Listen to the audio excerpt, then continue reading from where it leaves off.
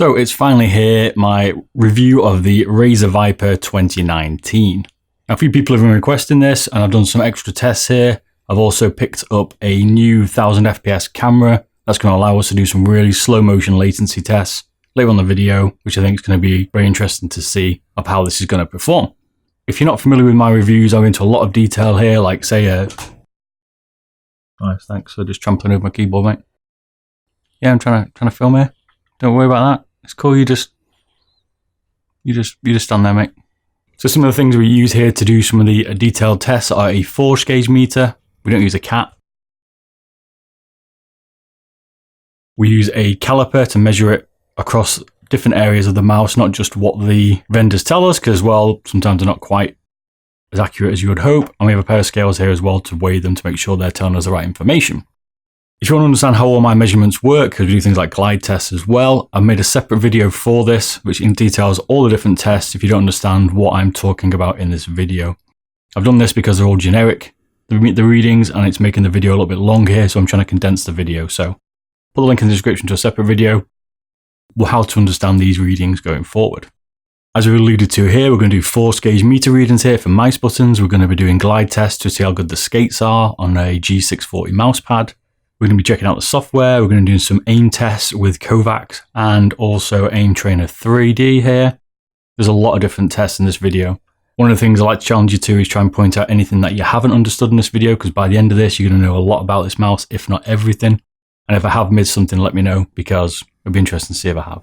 I have a beardedbob.com website that contains all this information as well as some of the charts and also some review information and statistics on the mice. I've also got a voting system here so you can vote for the latest video. The next one to be done is either the XM1 weight reduction video or the G502. Those two are both competing on the voting system here. If you haven't already, also check out my 305 weight reduction and my G Pro wireless. So this mouse, it comes in at 79 UK pounds and it also comes in at 79 US dollars. So it's not the cheapest mouse here. It's certainly in the premium range, and it's certainly getting to the top of the premium range here. But that's pretty normal for Razer mice. They are generally around that price range. So it's good to see here Razer haven't put a premium on this, other than their normal Razer tax, shall we say. So let's start with the design and the shape. Well, Razer's given it a very stealthy look here. I like how they've put the logo into the shell, so you can't see it unless it's lit up. So it looks almost unbranded without it being plugged in. And you can also turn that off in the software. And I do like that from Razer. It's very subtle. It's finished in a matte black, which is quite textured. And it's also got some glossy sections in it, which kind of offset, and it looks very nice and stands out as a nice looking mouse. It does have some rubber sides on both the left side and the right side, and the rubber does have a slight texture. The rubber itself is quite hard, so anyone with a sweaty hand here is probably going to find it a little bit slippy because it's not going to absorb that sweat. It's a fully ambidextrous mouse with buttons on the left side and on the right side. It's an 8-button combination mouse here, and the main buttons here are using the optomechanical switches that Razer's just designed, which are 70 million clicks. The main left and right button has a comfort groove in it. The side buttons are very flush with the shell here. They put the profile button on the base of it at the back so you can't accidentally press it, which is good to see, and there's an LED indicator to say which profile you're on so you can tell what DPI setting you're running.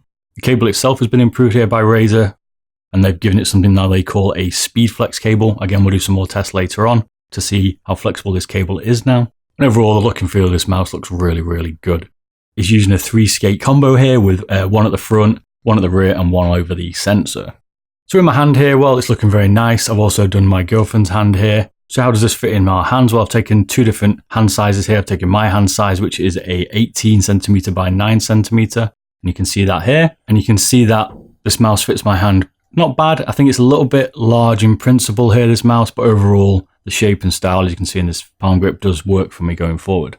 In this grip, the side buttons are easy to access with the thumb, a little bit more tricky with the little finger. So then you can see it in my girlfriend's hand here, which is a 16 centimeter by 7.5 centimeters here.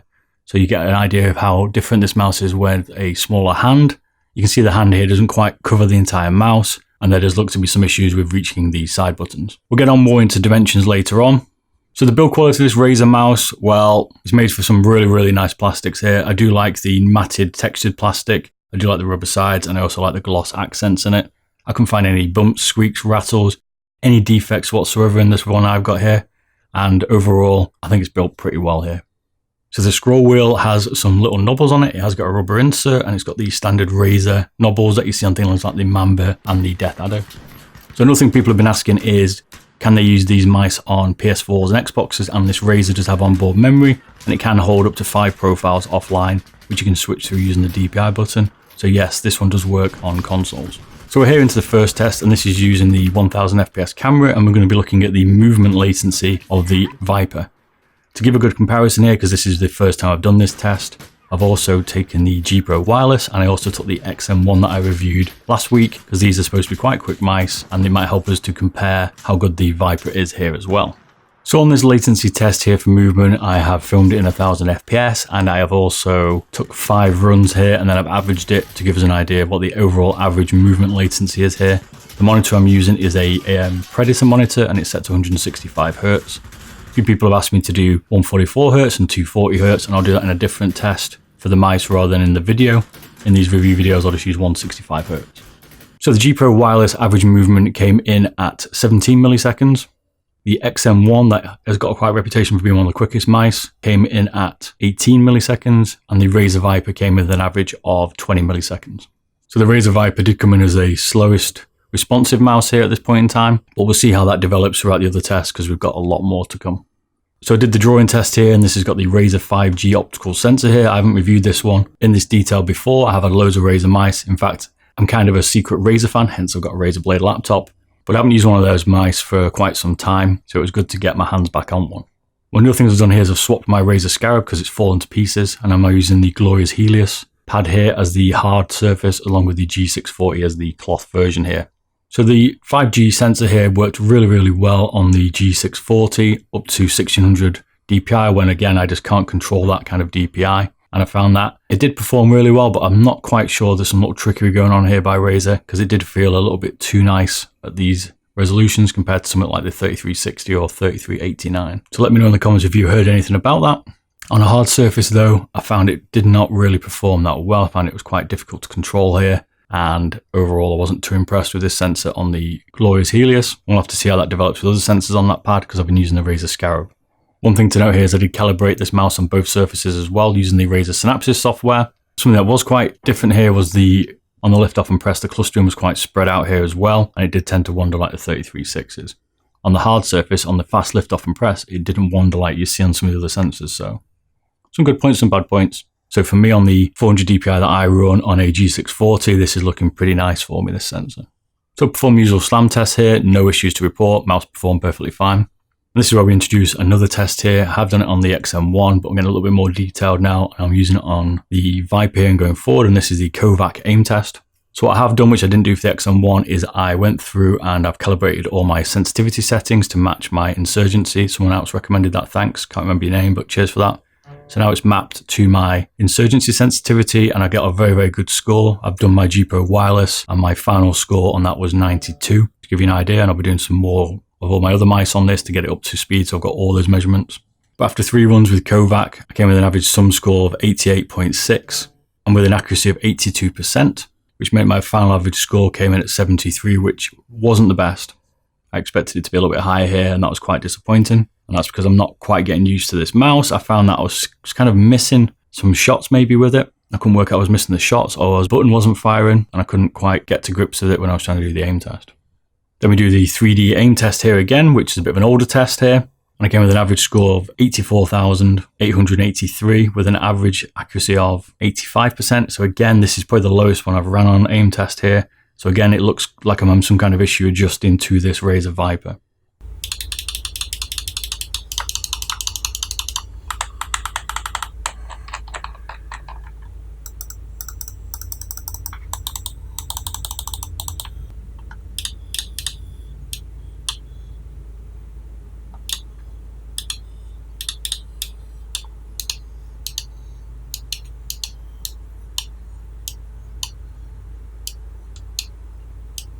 So the button feeling here, well, the optomechanical ones here probably feel even better than the Hiranu switches. Yes, I got the name right. And the one thing I noticed when I first used this was how snappy they are. They feel really, really good, these Razer optomechanicals. The one thing on the other side that I noticed was they did feel a little bit stiff. And we'll see what the force gauge reader meetings are going to review in a second and see what that tells us. There's very little pre-travel on this mouse, but there's quite a bit of post-travel, but nothing out of the ordinary that you wouldn't expect. The side buttons though for this are, for me, a little bit too firm. I was certainly not really liking the side buttons here, press. And the overall scroll is nice to use. I've always liked the Razer scroll. It's not free scrolling, there's notches in it, there's 24 of them. But it's got a decent push down, it's quite light to press, and it moves really nicely. There's also no wiggler in the scroll wheel, which is good to see. So here we are on the human benchmark. This one is, well, as it says, a human benchmark, so I have to do an element of latency here, so I could be a factor, but I've always been the one testing these, so it should be even across the board. Maybe changes as I get older, my reflexes kind of slow down. But what was good to see here is everything's been sitting around 176 milliseconds, and this bad boy here kicked in at 167 milliseconds. I was like, wow. So that's the fastest one we've had on human benchmark. So looking good. Let's carry on. So then we whip out the blood PK latency test here. We do 5 tests here, and the average left mouse button click latency comes in at 151 milliseconds. Again, that's quick. That's certainly, I think it's 1 millisecond faster than anything else we've tested. On the left side and on the right side, it came in at 160 milliseconds. So the buttons here are showing a really high performance latency. They're certainly no worse than anything. If not, they're probably slightly better than most at the minute. So the next test here is the bump test, and I took the XM1 to play against the Viper. We say we're going to keep the fastest mouse in play here, and the XM1 has been the fastest one. And they also tell us they've got a patented analog design here. So this is going to be interesting to see given these recent results with the Viper. So the XM1 here takes the first bump test here with the right mouse button of the XM1 being quicker than the Razer's left mouse button. But then, strange enough, it rotates around a little bit. And when we're doing the other way around, with the Viper left against the XM1's right mouse button, they kind of draw in here. There is no real difference. You can see I've gone on quite a bit here, and I can see they're quite even. So the XM1, I would say, is still slightly quicker because of the left mouse button, which is the one you can mainly use going forward. But the Viper is not far behind that. So this means for now, the XM1's still in the lead. So on to the next cool test, the camera button latency test. Decided to add this one. Again, 1000 FPS camera. And I'm showing the trigger point. And what I'm measuring from here is as soon as the mouse button moves, we then start the clock. And we see how long it takes for the shot to register in Counter-Strike. So the G Pro wireless trigger shot here came in an average millisecond of 24.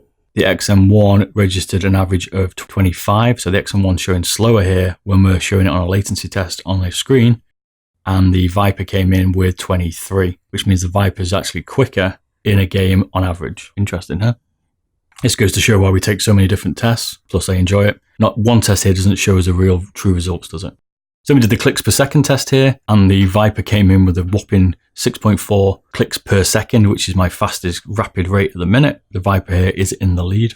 So the force gauge test here is the left mouse button front came in with a 47 gram actuation. Middle was 72 grams actuation, and the rear was 130 grams actuation. The right front was 42 grams actuation, the middle was 71 grams actuation, and the rear was 111 grams actuation average. So what this meant was the average left press actuation force was 79 grams, and the average right actuation force press was 75 grams. We compare these to all the other mice that we've been doing, and that means that the Razer Viper here is slightly lighter, it looks, across the board. But the front, as I first thought, actually is more stiffer to press than other mice.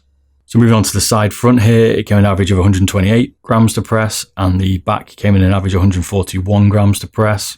This makes them definitely in the top end stiff range, which is what you can tell because they are pretty hard to press.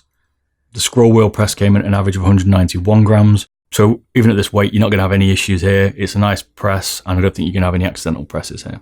One of Razer's key selling factors here is the weight of this Razer Viper here, and they suggest it comes in at 69 grams. What they don't do again is tell us if that's with the cable or not. So I weighed it here and it comes in at 71 grams with a bit of cable, which is probably about right because it's probably 69 grams with no cable.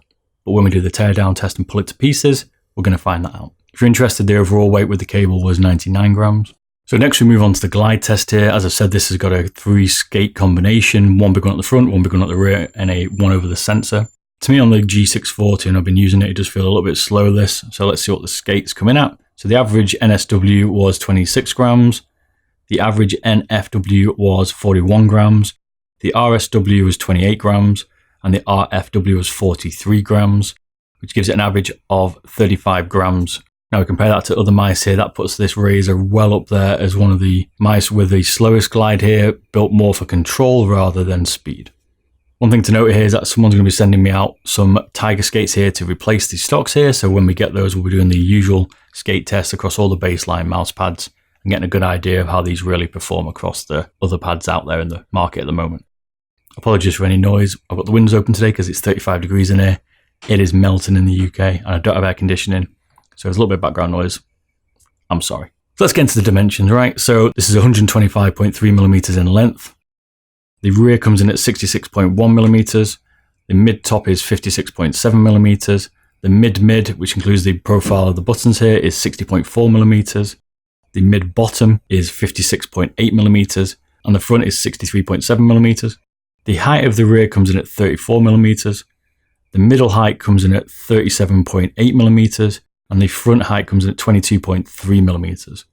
This overall makes the Viper a medium to large mouse, more aiming towards the large end here at 25 millimeters. I feel that it's quite a low profile mouse. As you can see here, the hump's not too high and the hump sits in the middle of the mouse here, and that makes it feel a lot smaller than it actually is. I found when I was playing with this, like I said, I'm quite far back on the switches here because of the size of it, and I don't feel it's performing well for me at that kind of shape for me. So the rear flare on this mouse wasn't as intense as it is like on the XM1. I didn't feel that was causing me any problems like it was on the XM1. Overall, I blame the shape here. That basically made my Kovaac score suck. So the left mouse button width here is 26.3 millimeters, and the right mouse button, as is ambidextrous, as you would expect, is also 26.3 millimeters. The scroll wheel thickness comes in at 7.1, which makes it kind of mid of everything else, and the length of it comes in at 24.7. So this is a mouse scroll wheel that kind of sits in the mid-range of all mice here. There's nothing too small and nothing too large here to point out. So the cable thickness comes in at 24 millimeters, 2.4 millimeters here. And this is something Razer's trying to sell here. And this is where I think they could have done better. This is a speed flex cable, all right, and it's still not very flexible. It's a lot more flexible than their current braided cables, but they could have done a lot here. I had visions of like the shoelace cable that's been coming out here, and this here is nothing like that. This is certainly very rigid here still, as you can see, and it certainly could be improved. I'd either power cord this myself, or I'd get a bungee for show. So the software here, I'm not going to go into any detail here. This is Synapsys 3. Everybody should know what it's got because it's been out for years. Luckily enough, the Viper here works in Synapsys 3, and it's not in Synapsys 2, which my old Weaver's still in, which is killing me. And in that software, you can map every button, you can rechange all the color profiles, you can sync it to everything that's chroma that you've got, you can do absolutely everything you want, and overall it's a good piece of software, to be fair. So at the end of this video, the conclusion, hopefully this has turned out to be shorter, we'll find out when I edit it up, but the conclusion here is when I picked this mouse out of the box, I thought, oh my days, you know, I like the Model O, I'm using the G Pro Wireless 60 gram version I've got in the minute as my daily, and I keep kind of trying to go back to the Model O and I want to use it, but I'm still stuck in my G Pro Wireless era. You back?